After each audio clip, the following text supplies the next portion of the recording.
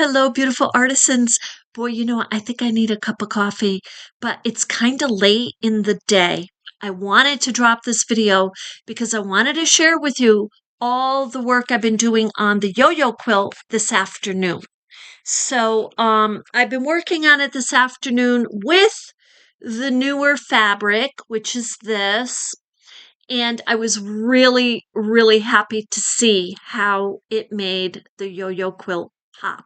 So I've done a lot of stitching, but I went as far as I wanted to go to for today because tomorrow I'm going to stitch more of the teeny tiny little buds on. And then I'm going to double and triple check it and make sure everything is sewn on because the challenge of this particular project is this. Let's put this down so I can show you. So this is the garden bloom. And I'm going to move this a little closer so you can just kind of see. And so the challenge of this is, we were talking about this a little bit, is that when you place your yo-yos on here, it's because we don't have a particular pattern. We're not having to worry about, these two just happen to be matched right perfectly, but we're not worried about matching our centers going down, going vertically or horizontally. They're in clusters. So because of that, when you're attaching them, I have found that honing in or focusing on a few flowers that are meeting, let's say there's 3 of them meeting, I can make one nice running stitch, boom, right there, and attach all 3. So that was that's something that I have learned going along. And the other thing is that so I'm going to put this up to explain. I had explained to a lot of you, or to all of you, it's late, that I was going to first lay out my larger yo-yos. So I was going to lay out the larger yo-yos, and then I was going to kind of place all of my smaller yo-yos all through the piece. And I found something very interesting. It did for me, I didn't like that. I didn't like it. It did nothing for me. What we actually did at the very beginning of laying out our yo-yos down here, let me see if I can pull this forward. So right over here, we did a little cluster, or like that, we did a cluster, only we did it on the other side. So right here. And that seems to really make this piece beautiful, is the little clusters of the flowers. So I'm going to put this back so you can see the first few clusters we did were like over here. You can see these right here. You see I still have little spaces to fill in with my tiny little buds. But these really look beautiful. Now, I'm going to tell you, I was surprised at that. So I thought it might be too busy, but they look just really beautiful. So that's how I'm doing it. Now, I am placing these right here, these tiny, teeny little ones.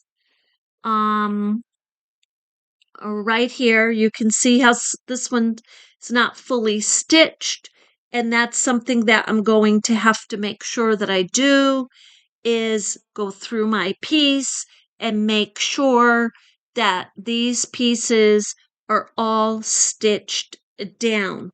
So what does that mean? That means that when you're stitching them, you want to make sure that they're stitched on all sides. So you should have at least 4 stitches. Now, do you need a stitch in the middle when you when you have like 1, 2, 3, 4.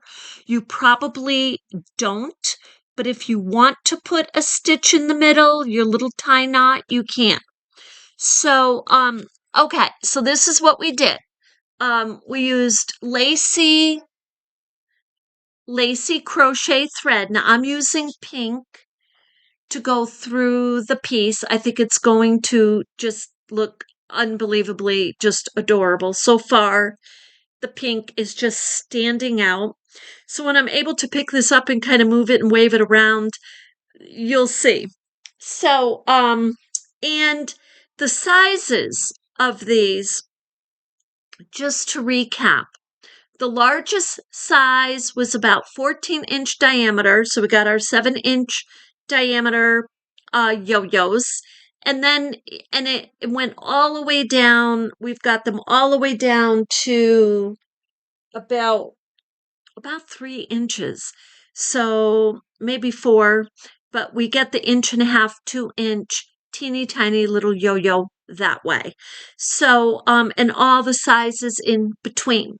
So, this is, I'm ecstatic about it. And I have to say too, I haven't mentioned the rose pink, but check out the rose pink here. How beautiful that is. I mean, you see how that just contrasts and just pops.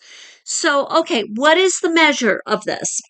This is, you got 1, 2, 3, 4, 5. We got 5 by 5.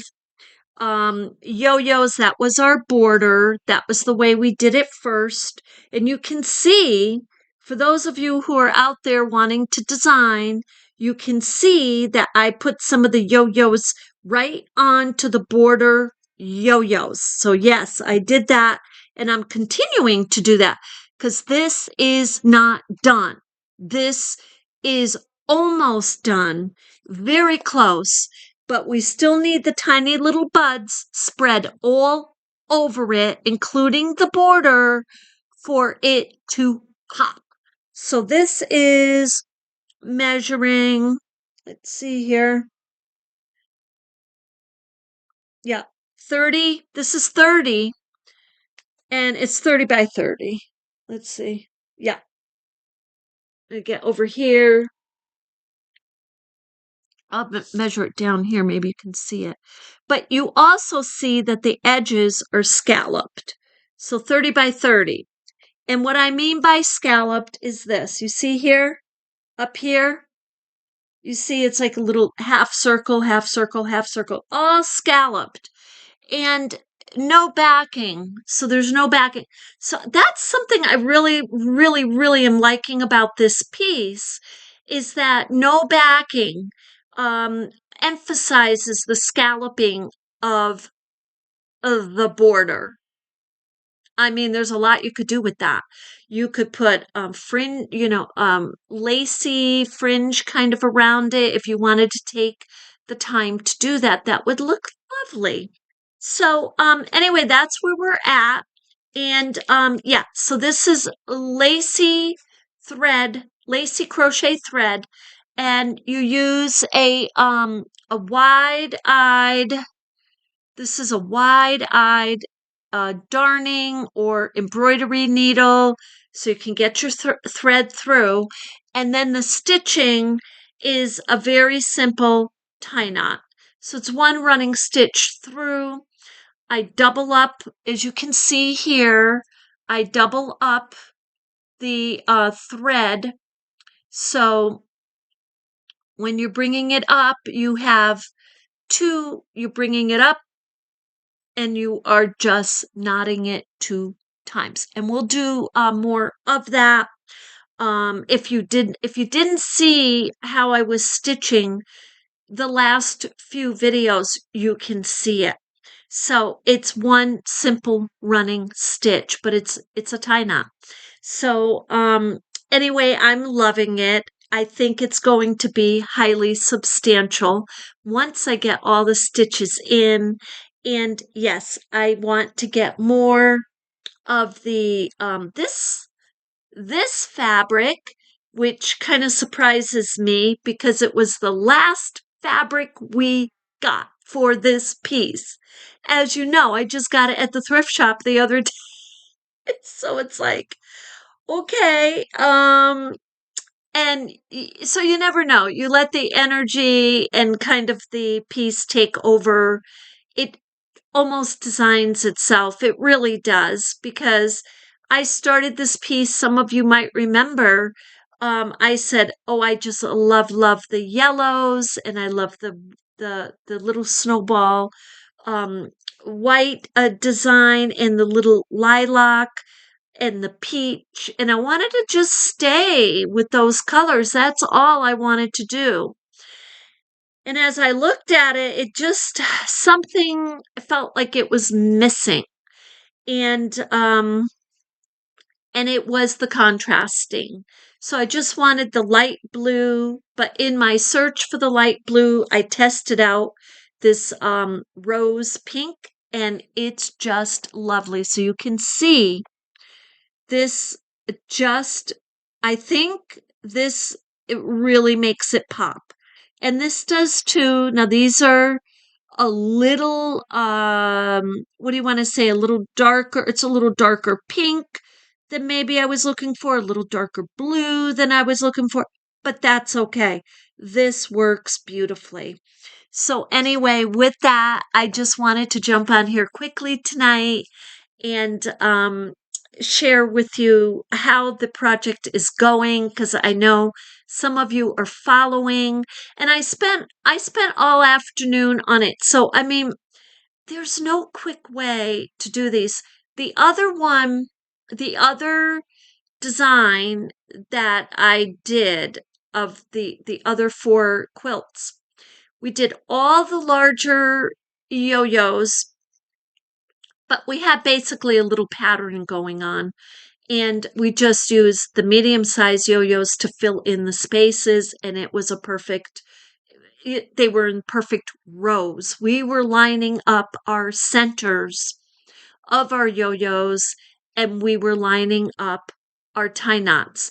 There is no lining up with this. This is very creative, very free flowing, free form. We want it to look like a garden is blooming. And so this is definitely taking time, because we want to make sure it's substantially tie knotted, and we want it to look beautiful. We don't want it to look like it was thrown together in a rush, because just because they're all kind of what do you want to say? If you look at it, right? Some are overlapping, some are underlapping, and then you've got another overlap. You've got 1, 2, 3, 4, 4 levels here, which is wonderful. And then look, even the little tiny bud, that's 5. So you want to make sure what you're doing is truly the energy that you're feeling, that, it's not just being kind of slapped on there. And believe me, you can tell and you can feel it, and it looks it if that's what we do. So anyway, with that, I'll be double checking my teeny tiny little spaces I still have left on here, and putting my little buds on there, and spiffing it up, tightening it up, and then bring it back to you and show you our masterpiece. And I hope you're working on your masterpiece. And I'm so happy that you're coming along, and yeah, you using up our beautiful fabric, and making a beautiful piece. And we'll have to make a shawl out of a yo-yo quilt like this, and we may give it a little more rhyme and reason, since we'll be making a shawl. But I'm thinking right off the bat a triangle, and I think I'll probably just do it this way, doing my border first, and or we'll see. And so with that, I hope that you have a beautiful evening, and I will see you in the next one very shortly. Thank you for being with me. Love and light.